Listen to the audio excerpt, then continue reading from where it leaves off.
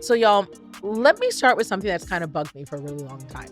And I'll never, ever stop being pissed about this. It's the fact that we have entire organizations that are dedicated to feeding starving children and families when Elon Musk alone has enough money to significantly help change the lives of 42 million people using only 2% of his wealth. 2%. 2% of $300 billion. Now, sit with that for a second. Because when we talk about billionaires, the scale gets lost. And that's intentional, right? Our brains are not wired to understand numbers that are that big. But here's some context. 1,000,000 seconds is about 11 days. And 1,000,000,000 seconds is 31 years. That's the difference. So when someone says that a person is worth $300 billion, what they're actually saying is that one individual controls an amount of wealth that could alter the daily lives of entire countries. And yet, we live in a world where people are running nonprofit bake sales just to buy school supplies. Y'all, please. So this question that's been sitting in my mind all week is really simple. Why the fuck do we have billionaires at all? I want to break this down some because this conversation around wealth is so sensitive and it gets messy fast. And I recognize I'm saying this from a privileged person in the 1%. Now, a billionaire is someone that has a net worth of at least $1 billion. And right now, there are roughly 2,700 billionaires in the whole world. And in the United States alone, the top 1% controls about 32% of the country's entire wealth. But the bottom half of Americans altogether control around 3%. That's it. And that gap keeps widening. It's widened dramatically over the past 40 years. But make no mistake, especially since the pandemic, productivity has gone up and corporate profits have gone up. The money is there. The CEO pay has exploded. But wages for people like me and you, regular workers, has not moved. And this is not an accident. It's an intentional result of policy, tax design, labor practices, financial systems that are allowing this wealth to concentrate at the top. And wealth accumulation at this level, you guys, it's not about some single brilliant genius idea. This is about a system. It's about money that's making more money. And ownership right now is canceling out the effort of the masses. And the fear that I've had, the thing that's kind of keeping me up at night and why we're talking about this is once the cycle starts, it starts to widen even quicker. And I know what I sound like. When I started talking about this on Threads earlier this week, there's an argument that always kind of comes up, right? Which is, but some billionaires are self-made, Nicole. Would you say this to Beyonce? Yes, I would. Some entrepreneurs have built extraordinary companies and innovation, risk, hard work, all that stuff matters and it's important. People should be allowed to become wealthy. I'm not mad about that. There's no serious person who's going to argue against success. The problem is scale. There's a difference between being wealthy and holding so much money that the existence of your money is distorting our entire system. It's messing up the whole process. And a billionaire doesn't get there by themselves, right? Workers build the products. Public infrastructure moves the goods. Government-funded research is usually the thing that's laying the groundwork for the technology that even makes them rich. Because every iPhone, the one you're listening on, is relying on a publicly funded innovation. GPS, touchscreens, the internet itself. Taxpayers, you, paid for that research. And then private companies scaled it and they captured all the profit. And that's capitalism, right? It's not inherently wrong. It's how modern economy works. But then when one person ends up with a fortune that is larger than the entire profit of a small country, it starts raising this question about balance. Because if the system that helped create the wealth can also not provide stable housing, healthcare, food security for millions of people, y'all, can't we all agree right now that the design might be a little off? I know that it can sound like a moral argument. That's not what I'm trying to do here, right? I'm just letting you know that I think what we're seeing every single day is the measurable damage from that. There's research that comes from economists and public health experts that's showing that these large wealth gaps that are existing, we're seeing higher crime rates because of it and worse health outcomes and social mobility. People are not even trying anymore, and shorter life expectancy. Your stress is rising because people are feeling like the system is rigged. Their trust is dropping. Our democracy, these institutions are weakening. Right now, and you know this, in the US, we're experiencing levels of wealth inequality that's like the Gilded Age in the 1800s. Remember that? Eat the rich, let them eat cake, right? During that era, industrial tycoons accumulated such huge fortunes while workers were living in conditions and earned poverty wages. Sound familiar?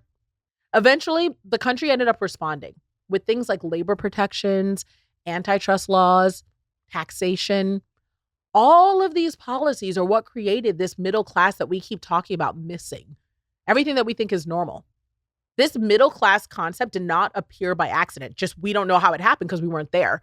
It was built through deliberate economic choices.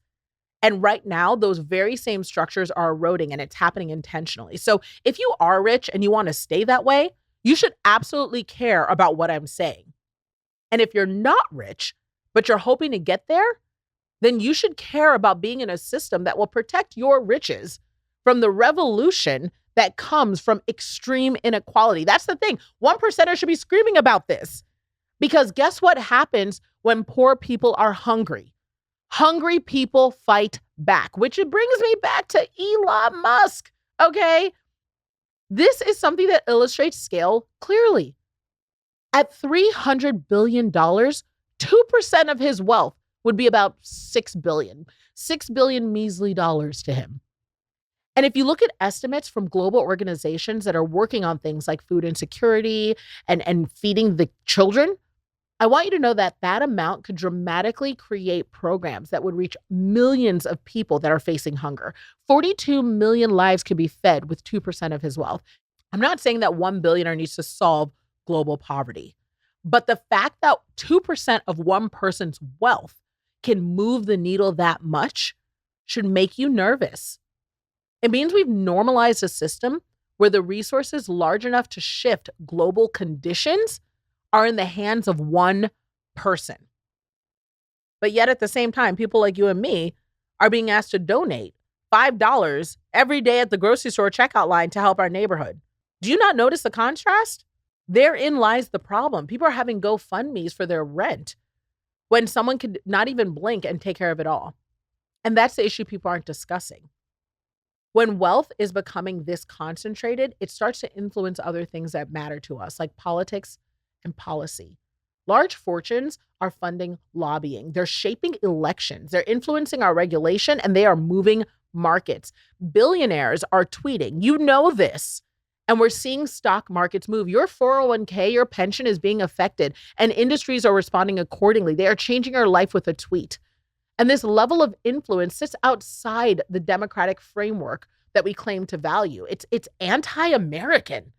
And the problem is wealth isn't just money anymore. Wealth is absolutely power. And the more concentrated this wealth becomes in a few hands, the more concentrated the power is becoming. It's that thing we always talk about, right? Follow the money. It's not a functioning democracy anymore. So friend, I have to tell you that there's something I'm pretty uncomfortable about, and I want to be honest with it. You know that I've managed to amass a good amount of money. I've worked really hard coming from poverty as a child of immigrants to live and be the American dream. And I don't feel guilty, about having money and recognizing that other people are struggling. I don't feel guilty about it because I know what I've done to get here.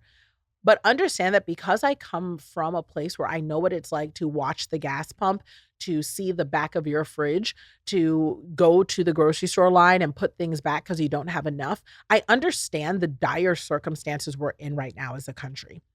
And that's part of what I think makes me different. And I really hope you lean in and hear me. Now, I want to speak to two different groups of people. And fortunately enough, I guarantee that you're in one of them. One group of people are the people who have enough right now. The ones who are saying to themselves, you know what, I've got money, I'm grateful, I've worked hard, I've built a good business, I have enough money, and I'm still working to get more. The other group of people are the ones who don't have enough. who are saying to themselves, I'm trying to make ends meet. I listen to you for inspiration, and I just don't know where my next check is coming from. This conversation is for you. I need you to lean in because I don't do this every day. I want to tell you right now that more than ever before, the messaging that we're receiving about the issues being everything other than money are lies. It doesn't mean that I'm minimizing how important it is that we address some of the things that we're seeing every single day: wartime conditions, the Epstein files, uh, inequality with healthcare. There's so much suffering out there in America that sometimes it's hard to know where to put our empathy and where to put our efforts. But I also want to let you know that ultimately it boils down to money. You know this. You're nodding your head right now saying, look, you're not wrong, Nicole. I'm not. Follow the cash. It'll tell you the truth. And the reality is, since it boils down to money, I want you to know that we should all be unifying against the wealthy. Now, I know that sounds so polarizing. I know what it sounds like, especially as someone from the 1%, right? I know what that sounds like, but hear me out. I am not talking about the person who lives in your subdivision with the biggest house and the most features. I am not talking about the person who is working rich. That's me. You know what working rich is, right? Working rich is where you're able to say, look, my bills are paid every day and there's a little left over. Working rich is, heck, I even have a trust fund for my kids and their college is set up. Just because you have all of those things, believe it or not, if you are hearing this right now, you're already thinking to yourself, I don't even really feel wealthy like that. Other people who don't even have enough to pay for their groceries or their gas, they're the ones right now that are saying like, girl, you are actually wealthy. But I want to tell you, plot twist, based on the numbers and the stats and the details, y'all aren't even mad at the right people because you aren't even that wealthy. What you are is someone who's doing well in a society that is designed to crush you. The people I'm talking about are the ones at the very tippy top, the mega rich, the ones right now who are buying toys that could buy your whole neighborhood, the ones who are spending money on things like weddings and events and parties that would change your family's life for generations. The ones who are not only not worried about paying their mortgage, they have multiple mortgages. These are the people you should be concerned about. Because the reason behind this is that we are being sold that we have to keep working and trying to get into this rich upper class, that it's possible for us, that it's accessible. And no one's telling us the real stats behind how difficult it is. And furthermore, how it actually is breaking down our economy. The wealthy right now have amassed so much money that they're able to use it to play with your life. And you should be mad about it. And they're telling you that there's nothing you can do. Sometimes I think, and this is really what it comes down for me, I have been sitting here saying to myself, I feel powerless some days. As much as I come here and I try to give you guys the bright side and the perspective and, share people with you who can talk about it, you'll see me. If you follow me on Threads or around social media, you'll hear me talking about it, holding people accountable, having conversation, giving fresh takes on things, giving tools to get out there and do stuff. But when I tell you, sometimes even I get to a point where I say to myself, is there anything I can do? Is it too far gone? Is there anything? Look, don't think there's nothing you can do. They still need us. One, because we're the workers. They cannot get rich without us. This is why things like boycotts work. They cannot get wealthy without us choosing to consume. I'm aware that they are working every day to make it harder for us to consume. Between subscriptions for all the things, between increased costs for everything, between buying up all this stuff, that is intentional. But also know that they're using their money to influence policy and politics and voting and all of these other factors. And that influence is the thing that we do have a choice over. So there's this narrative that I see happening in social media that I really want to put an end to. And if you follow me or my good friend, Sharon McMahon, she's Sharon Says So on social media. She's wonderful. She's brilliant. People call her America's government teacher. She actually has a book that's coming out soon. It's in pre-order. Go online and get it. It's wonderful. She has books for kids and she has books for adults, and they're just excellent. But Sharon has been screaming from the rooftops not to buy into this concept that voting doesn't matter. I have to tell you that I've struggled because I've had people around me who've elected not to vote in previous elections, partly because they become so jaded with where things are that they don't believe change is possible without the system crumbling entirely. And I really get that emotion. Trust and believe that I get that emotion. I do. But there is such a thing as harm reduction. An example of that goes with addiction. In America, the way that we've decided to treat addiction is that if someone is caught with drugs or substances or any sort of thing on them, we prosecute them.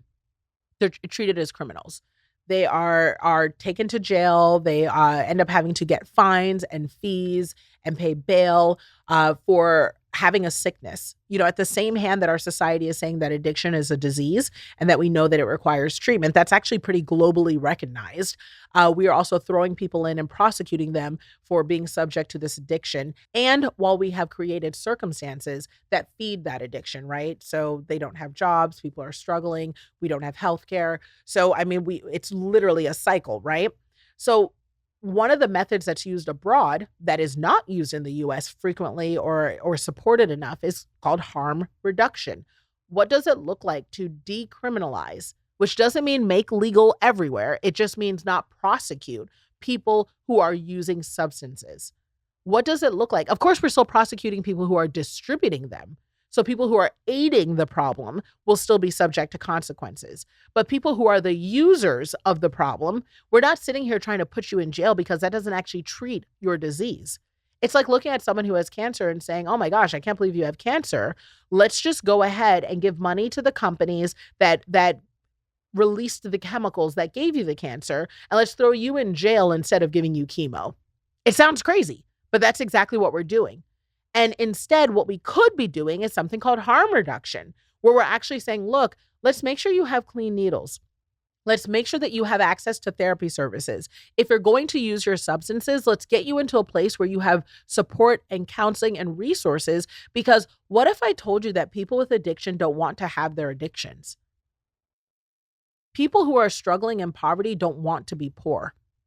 There's a narrative that goes around that people who are in poverty are lazy, or they are choosing it, or that they have no desire to get out of their circumstances. That just is not true. I say that as someone who has lived in both situations. I've been poor and I've been rich. Being rich is better. It feels better. People want options. People want experiences. And it doesn't mean that they want to be crazy rich. They just want to have enough. And so what you're hearing as a narrative that's out there is a lie. So let's get into it. So I want you to join me in the thinking that I've been doing over this past week that's stressing me out, right? So imagine a person is worth, $50 million. They can buy homes, they can travel anywhere, they can fund their children's education, they can invest in businesses, they can live comfortably, right? For generations, just 50 million. Now imagine $1 billion. That is 20 times larger than that 50 million. Now imagine $300 billion. That is 300 times larger than that billion. Look, at some point, all that money stops being about security or comfort. What it's becoming a scoreboard. And I want you to know that a good economy can't be built around a scoreboard. We have to look at stability. We have to look at opportunity. We have to look at mobility. Are people able to get where they want to go? And I don't want to punish people who are successful, right? But the goal is to prevent a system that's allowing wealth to concentrate so dramatically that every opportunity, hope even, is disappearing for everyone else. And that's exactly what's happening. Now, people will tell you, especially the wealthy, that there's nothing we can do about this, right? But countries do have tools to address this. This is an American problem, y'all, right? Taxation works. You can have protections that protect people who are in labor. You can stop letting really big companies buy up all the little companies. You can close loopholes that allow corporations and wealthy individuals to hide their money. You can decide to invest in public goods like education, healthcare, infrastructure. None of these things eliminate wealth. There are still rich people in other countries that have these things. They just prevent the kind of extreme wealth that will ultimately destabilize an economy. Countries already do this, and they have vibrant markets. They have wealthy entrepreneurs. What they don't have, though, is a gigantic billionaire class that's influencing all the things. So this whole mindset that we keep being sold that billionaires are required for innovation, it just doesn't hold water. We've always had innovation before we had these crazy rich tech founders. And I want you to know that we're going to keep having innovation. So let me go back to the original question. Why do we even have billionaires? And it's not because they're required for progress. I think that we all can admit that, right? And it's not that our society is going to collapse if we manage billionaires. We have them because our policies are allowing wealth to accumulate without a meaningful limit. That's a design choice. And I want you to know that design choices can change. I still think, especially me, that entrepreneurship should be rewarded, right? I'm the product of it. Hard work should create prosperity. But no functioning society needs individuals whose wealth is so vast that it can completely reshape entire nations while millions of people are struggling to afford groceries. Because at some point, at least for me, it's really shifted from admiration to accountability. Like, you win, billionaire. You won the game of money, right? Now fucking share it. Because a system where one person is holding billions of dollars while children are relying on charity for their dinner is not a sign of success. That does not make America great. What it is a sign that the system is broken. So if, like me, you're listening to this right now and you're saying to yourself, Nicole, you usually come with a message of hope, right? And it's actually a little crazy to hear this from you as a 1%er, someone who's experienced what it's like to be in extreme poverty and also experience what it's like to have really great wealth. But you're mad about it? Yeah, friend. I'm hoping that what I'm saying to you right now moves you. I hope it moves you to vote. I hope it moves you to speak out. I hope it moves you to lean towards systems and policies and politicians that believe in accountability. Because the answer isn't left and right. The answer is top and bottom, right? Which side do you stand on?